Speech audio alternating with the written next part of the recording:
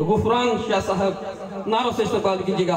नारे तकबीर, नारे रिसालत, नारे हैदरी,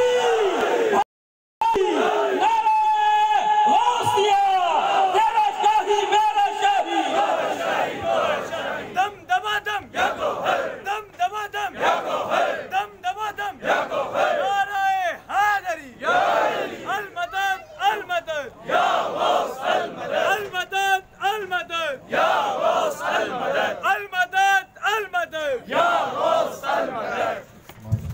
शहजादगान साहबजादगान तशरीफ फरमा हुए, इन्हें हम दिल की गहराइयों से खुश आमदीद कहते हैं।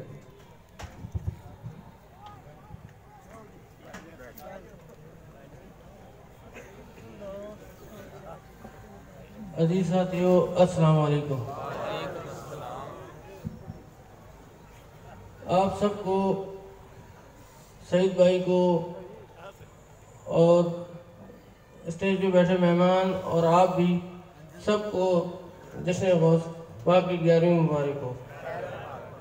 जैसे कि वक्त में मेरे बड़े भाई ने तलसाई ने जो फरमाया वो सही फरमाया कि हमारा ताल्लुक मेहदी फाउंडेशन से दूर दूर तक नहीं है और इंशाअल्लाह हम 5 भाई, मेरे भतीजे,